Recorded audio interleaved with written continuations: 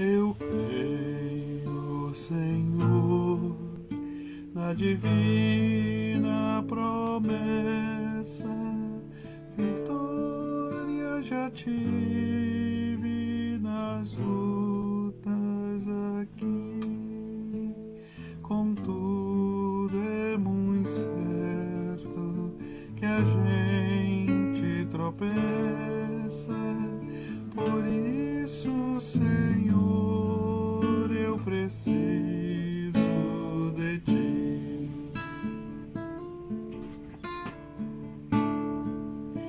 A luz que me guia no escuro caminho fulgura de cima do sol Criador. Contudo, eu não posso segui-la sozinho. Por isso, Senhor, eu preciso de ti. Bem sei que nas preces eu posso buscar-te, jamais dessa bênção na vida eu descrevi. Contudo, é possível que eu dela me afaste. Por isso, Senhor, eu preciso de ti.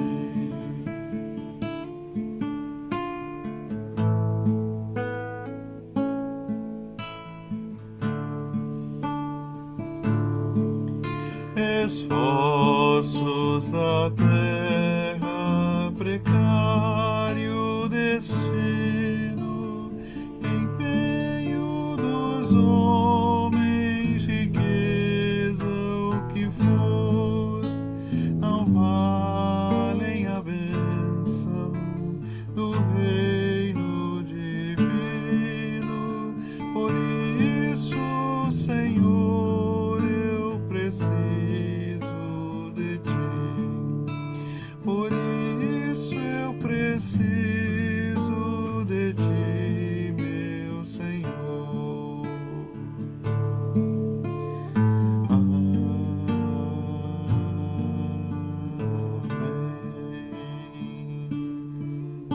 Como disse antes, a gente hoje vai ter que correr um pouquinho mais, mas eu não vou deixar aqui de tratar de algumas questões que os irmãos colocaram. Então, um irmão fez ali uma referência que eu acho que é importante, e aí a gente vai trazer aqui a referência. Ele pediu ali que eu desse alguma dica de algumas obras de Agostinho, já que eu falei que Agostinho, ao comentar o Gênesis no século IV, disse que o Gênesis era um hino filosófico e uma reflexão filosófica, metafísica, que mostrava que Deus não só preordenava e dirigia todas as coisas, como também que antes de criar o mundo, Deus criou o tempo. E o irmão ficou pensando muito sobre isso. E aí a gente precisa aqui dizer que, além de Agostinho, também o Hawking, aquele físico que é cosmólogo, também observou essas discussões e tratou disso, e inclusive naquele best-seller Uma Breve História do Tempo tem uma menção ao Agostinho, mas é bom você ir direto na fonte. O que diz o Agostinho? O Agostinho diz exatamente isso, que o livro do Gênesis é um livro para ser lido de maneira filosófica, assim como o Apocalipse, e a leitura que Agostinho faz não é uma leitura contemporânea, mas já é uma leitura bastante diferente daquela leitura que algumas pessoas vão fazer a partir do século XIX. A gente vai falar disso hoje, mas o irmão pediu ali indicação de obras, então eu vou indicar duas. Primeiro aqui um resumo que eu acho que é interessante para você entender como Agostinho fala sobre a alma e sobre o mundo. Santo Agostinho sobre a potencialidade da alma, da editora da Folha de São Paulo, daquela coleção da Folha de São Paulo. Esse é o número 1 de uma coleção chamada Grandes Nomes do Pensamento. A outra obra, essa já um pouco mais explicada para quem precisa ler, é Santo Agostinho em 90 minutos. Paul Stratern, olha ali.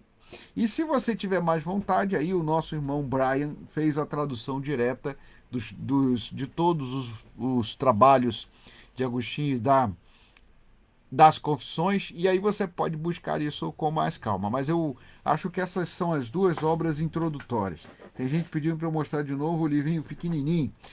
O livrinho pequenininho mostra aqui, olha. Primeiro, Agostinho viveu entre 354 e 430. O livro chama Santo Agostinho em 90 minutos. Paul Stratern. Tradução Maria Helena Giordani. A editora é a Jorge Zahar. Editora, uma editora aí do Rio de Janeiro, para você buscar com calma. Quem quiser entender melhor, então, aí a gente pode continuar conversando, mas a ideia principal aqui é que Deus estabeleceu conceitos e criou o tempo antes de criar o tempo, antes de criar o dia. Então, isso aparece aqui no Gênesis. Ele criou luz, ele criou a separação entre luz e trevas, e ele disse que a luz era boa, mas não disse que as trevas eram boas. Nós vamos entender isso daqui a pouco. Ele também determinou a existência do dia antes de criar o sol e a lua para governar o dia e governar a noite. Isso aparece lá, só para você entender, isso aparece lá posteriormente. É no verso 14 que Deus mostra as estrelas e o sol e os luzeiros para governar o dia e a noite, mas antes disso o Senhor já tinha criado dia e noite, já anoiteceu e já amanheceu. Então a ideia de Agostinho qual é? É de que Deus criou o tempo fora do universo, fora do tempo. Depois ele começa a criar o universo. Então os primeiros 3 dias são dias de planejamento do que Deus vai fazer. A ideia principal que está na teologia patrística, a ideia principal que está na teologia hebraica e também no Talmud é que Deus criou o que era espiritual e o invisível antes de criar o visível. Criou os céus e criou terra e criou conceitos de céus e terra antes de efetivá-los. Criou dia e noite e criou o primeiro dia e o segundo dia e estabeleceu assim uma ordem para a criação. Deus poderia ter criado tudo de uma vez só, mas ele optou por concretizar um plano. Tem um outro teórico que a gente vai citar hoje, e aí a gente está citando aqui os teóricos, os teólogos do pensamento judaico, do Talmud e também do início do cristianismo, para você entender que essa história do Gênesis nos acompanha há muito tempo. Depois a gente vai chegar numa história do Gênesis mais contemporânea, mas agora eu queria convidar você para que refletisse sobre o que nós estamos dizendo. Deus criou o tempo antes do mundo, criou todas as coisas na sua mente, estabeleceu um plano e estabeleceu um projeto. Por isso é que ele separou a criação em dias. Aqui a gente começa dizendo uma coisa importante. Deus poderia ter feito tudo de uma vez só, mas ele optou por fazer as coisas de acordo com os seus planos, de acordo com o seu planejamento, de acordo com o tempo que ele coordenou. Isso diz algo ao nosso coração também, porque às vezes a gente quer que Deus faça tudo imediatamente, que Deus faça tudo para ontem. Mas Deus tem os seus planos e propósitos e tem os seus tempos. E até no Gênesis ele nos mostra isso. Então tem aqui uma lição espiritual e uma lição teológica. Quero também saudar aqui o Perim, João, que está ali agradecendo a Deus, porque o resultado dos exames e das biópsias foram todos normais. Louvado seja Deus. Deus abençoe o Perim, Deus abençoe também aqui a Bernadette, que está aqui chegando, sempre precisando da nossa oração, como nós já estamos fazendo há algum tempo. A Patrícia e a Paula estão chegando aqui também. E eu queria convidar você para que hoje, então, abrisse o texto que nós vamos ler, mas antes eu preciso aqui continuar tirando as nossas dúvidas e agradecendo a Deus pelas respostas de oração. Deus abençoe o Perim. Nós vamos fazer uma oração de gratidão no final. Vilda, Moisés, sejam bem-vindos, sejam bem-vindas. Chegamos diante de Deus. Mas vamos lá. O tempo, não é que o tempo não exista para Deus. Aqui é importante a gente dizer, Deus está fora do tempo, ele é eterno. Mas eu vou usar o conceito de Agostinho. O tempo é uma matéria-prima nas mãos de Deus. Para nós, o tempo é uma categoria intangível, é uma categoria difícil de ser pensada. O tempo é imaterial. Como diz o próprio Agostinho, refletindo sobre o tempo, se me perguntam o que é o tempo, eu tenho dificuldade de explicar. Mas se perguntam se eu tenho tempo, eu tenho como entender, eu tenho como sentir o tempo, mas não tenho como explicar, eu não tenho como refletir sobre ele. Então, veja que esta reflexão muito bonita que Agostinho faz sobre o tempo, que é longa, eu não vou aqui falar toda ela, é para dizer que o tempo é uma matéria-prima nas mãos de Deus. Então, Deus criou o tempo antes de nos criar. E antes de criar a própria criação, ele criou o tempo. Depois, ele estabeleceu a ordem dentro do seu propósito. E aqui é importante dizer que nós, às vezes, achamos que Deus quer que... Nós, às vezes, eu vou usar aqui a expressão, que é a expressão do rabino aqui, que eu acabei de citar ontem, o Melamed, que diz assim, nós queremos que Deus faça tudo para ontem ou que ele faça tudo em um dia. Mas o relato da criação nos mostra que Deus tem planos, tem propósito e que ele faz tudo no seu devido tempo. Ele criou o tempo, ele ordenou o tempo e ordenou a criação. E vai fazendo as coisas passo a passo. Como eu disse antes, hoje a gente vai precisar correr um pouquinho para a gente terminar por volta ali de 20 horas e 15 minutos. Temos uma reunião às 20h30, temos reunião hoje, tem reunião amanhã, temos aí o evangelismo no sábado, então a gente vai ter que correr um pouquinho com o nosso tempo de hoje. O tempo é uma categoria elástica, o tempo é uma coisa imaterial, mas a gente está sempre correndo dentro desse tempo. Não somos como Deus, que pode congelar o tempo, que pode pará-lo, porque o tempo é matéria-prima na mão de Deus, mas para nós não. Para nós o tempo está além do nosso entendimento, do nosso conhecimento e escorre pelas nossas mãos. Então vamos voltar aqui ao texto. Deus criou no primeiro dia o tempo e criou a separação entre luz e trevas e determinou que a luz era boa.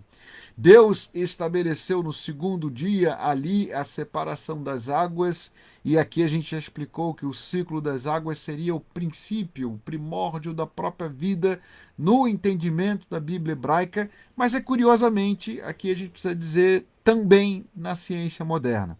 O que não quer dizer que esse texto é um texto de ciência moderna. O que quer dizer aqui é que a compreensão da criação dentro da Bíblia hebraica acompanha a ideia de que o mundo veio a partir das águas. E essa separação das águas era uma forma de organizar as águas dentro do ciclo das águas. As águas que estavam na atmosfera, no firmamento, as águas que estavam sobre a terra, incluindo rios, oceanos, lagos, e as águas subterrâneas estão aqui lembradas neste texto. Finalmente, a gente tem aqui o terceiro dia, que é onde nós estamos entrando hoje. E nós, ao entrarmos nesse terceiro dia, vamos ler o texto que diz assim: Disse também Deus, ajuntem-se as águas debaixo dos céus num só lugar, e apareça a porção seca. E assim se fez. O assim se fez, ele faz um ritmo no texto aqui, junto com o viu Deus que era bom. Então, para você entender o assim se fez, ele substitui ali o houve luz do primeiro verso, e ele começa a ser repetido também como refrão, juntamente com o viu Deus que era bom. Então, assim se fez e viu Deus que era bom. A ideia aqui do texto é que ele vai mostrando num ritmo, que é o ritmo da poesia hebraica, que Deus faz e depois Deus confirma. Deus faz e depois Deus aprova. Depois Deus determina o que é bom e o que não é bom. E a gente vai falar sobre isso também porque muita gente trouxe aqui questões que estão relacionadas à teologia moral e ela está relacionada também com a criação. Mas essa porção seca, diz aqui o texto, é chamada de terra. E o ajuntamento de água foi chamado de mares. Essa tradução de Almeida é uma tradução que é, de certa forma, bem fiel ao original. Porque no original, o elemento seco, é assim que ele é chamado no original, ele é denominado Eretz, terra. E as águas são chamadas em conjunto, todas elas de mares. Nós fazemos hoje uma diferenciação entre lago, lagoa, mares, mas no mundo antigo e principalmente ali no Oriente Médio não havia essa reflexão. Por exemplo, o Mar Vermelho é chamado Mar Vermelho independentemente se a água é doce ou salgada. O Mar da Galileia é chamado Mar da Galileia, ainda que a gente chame de lago hoje da Galileia, para você entender que o Mar da Galileia tinha água doce e era um mar vivo. Então o Mar Morto é salgado, o Mar da Galileia é doce, e aqui a gente tem uma concepção que é diferente da nossa. Nós dividimos essas realidades geográficas e dividimos assim: são lagos, lagoas, mares, oceanos, e a gente vai fazendo assim uma classificação de acordo com a potabilidade, de acordo com a quantidade da água, se é água doce, se é água salgada, mas eles não faziam muito isto no mundo antigo, principalmente do Oriente Médio. Toda porção de água que estava acumulada era chamada de mar. Não importa se é o Mar Morto, que é salgado, ou o Mar da Galileia, que é doce. São chamados de mares e eram chamados assim. E aqui a gente começa a perceber uma outra coisa. O objetivo principal desse texto é mostrar que depois da própria organização do ciclo das águas, nós temos a separação entre a terra seca e as águas. Então, a porção seca é chamada aqui elemento seco e é chamado Eretz. Esta é a palavra, inclusive, para designar a própria terra prometida. Eretz Israel, a terra de Israel. Então, a terra prometida, ou a terra, é um conceito muito amplo. Pega todo o planeta, mas também pega toda a porção seca, todo lugar era determinado terra.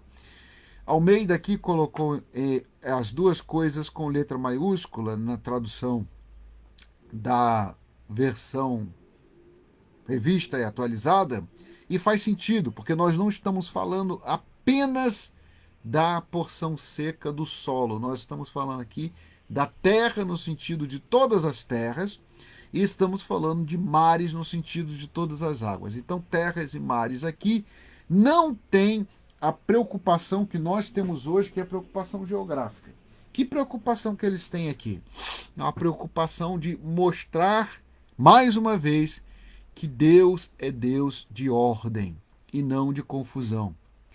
O objetivo principal, só para você entender, é fazer uma contraposição e fazer um contraste com os relatos de criação dos outros povos, com as outras cosmogonias. Se você olhar as outras cosmogonias, suméricas, babilônicas, gregas, assírias e mesmo aquelas do mundo antigo, você vai perceber que há um elemento de caos e confusão e principalmente que há uma ideia nas cosmogonias do mundo antigo que é a ideia de que as coisas acontecem a partir de conflitos ou de acidentes.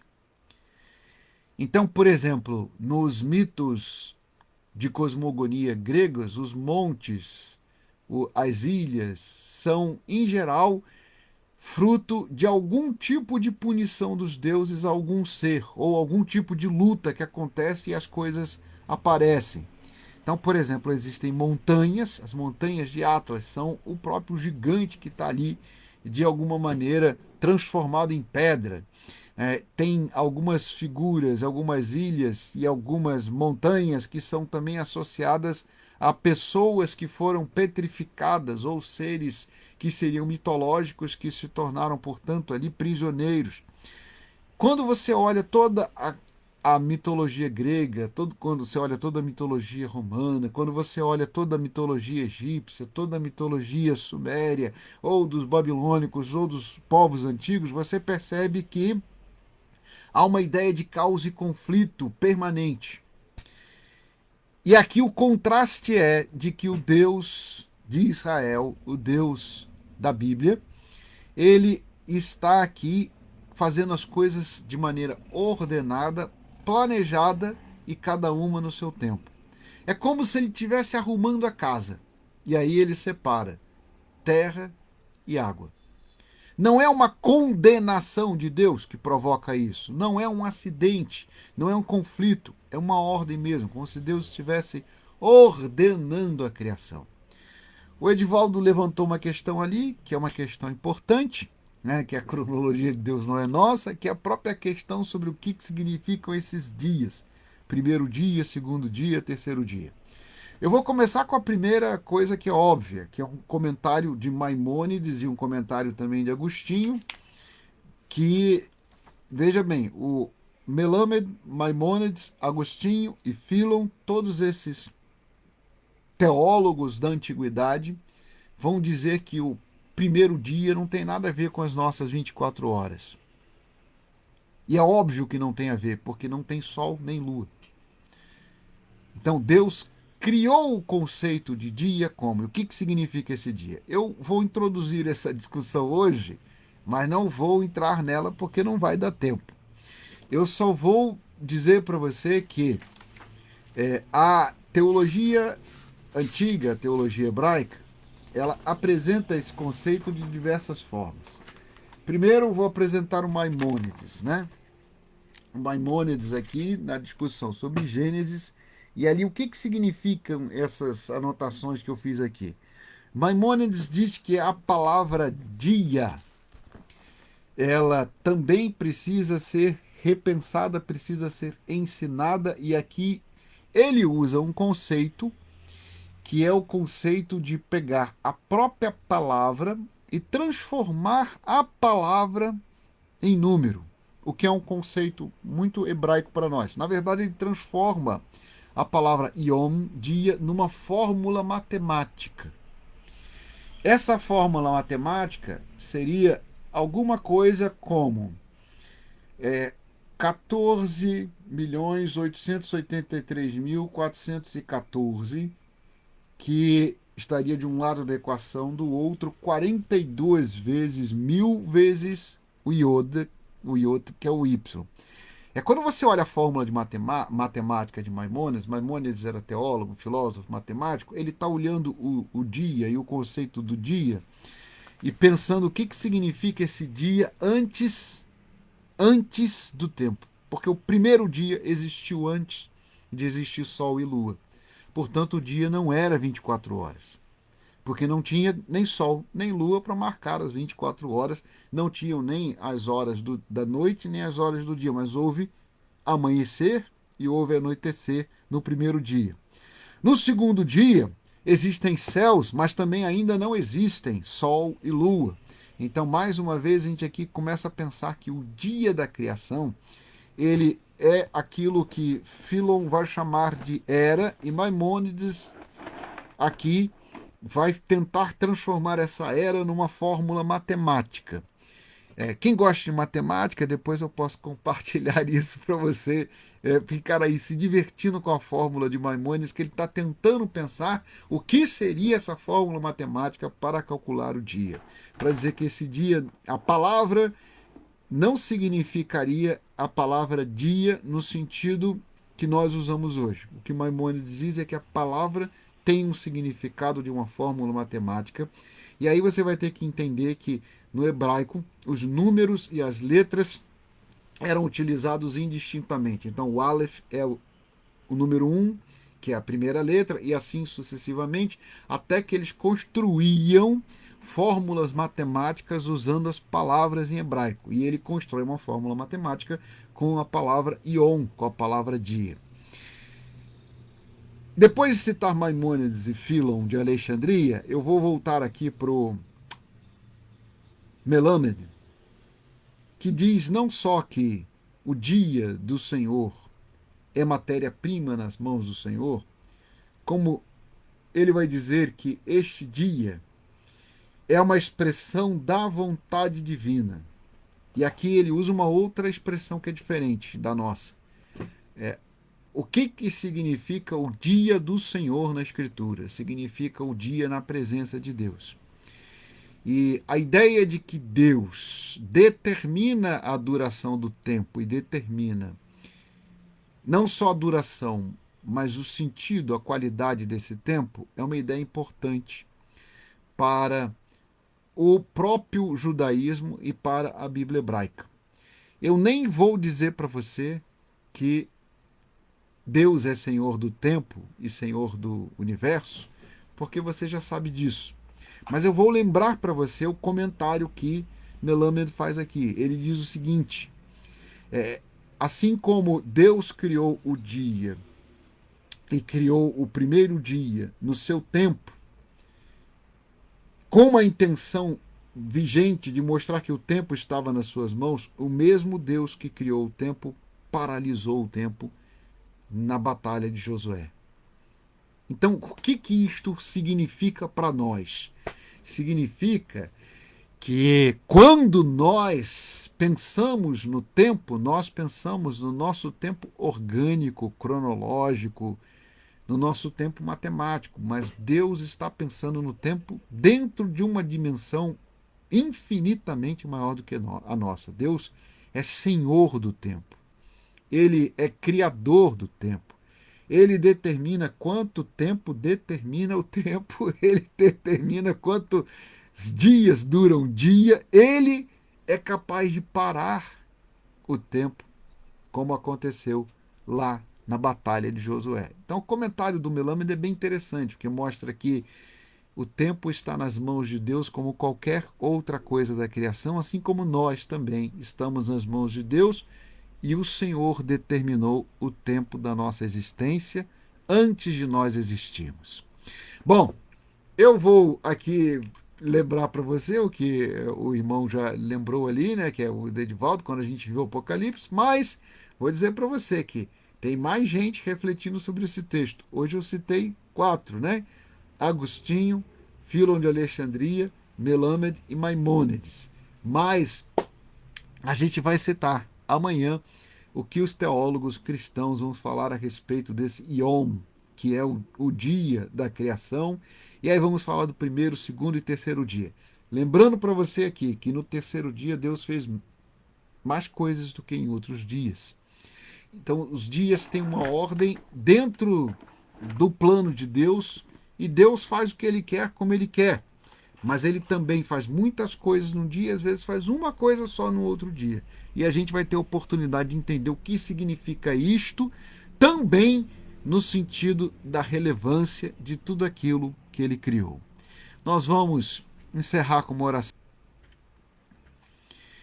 Eterno e bendito e poderoso Deus, Senhor do Universo, nós te agradecemos porque Tu és Senhor das nossas vidas, Senhor do tempo e da história. E te bendizemos porque sabemos que isto significa que todas as coisas que nós vivemos e todas as coisas que viveremos estão nas Tuas mãos. O Senhor conhece tudo antes de nós começarmos a viver, e o Senhor tem projetos, planos para o universo inteiro e também para as nossas vidas. Pai bendito, nós te agradecemos pela resposta de oração que teu filho Perim compartilhou aqui conosco. Continuamos colocando diante de Deus aqueles que estão fazendo biópsias, tratamentos, terapias, e pedimos que o Senhor esteja também com aqueles que estão no hospital. E que a tua misericórdia, a tua providência e o teu tempo e os teus planos sejam sempre experimentados por nós, com toda a honra, toda a glória e todo o louvor ao nosso Salvador Jesus Cristo, em nome de quem oramos. A Ele seja toda honra, toda glória e todo louvor, para todo sempre. Amém, amém e amém. Que a graça de nosso Senhor e Salvador, Jesus Cristo, o amor de Deus, nosso eterno Pai, e as doces e ternas consolações do Espírito Santo de Deus sejam sobre nós, agora e eternamente.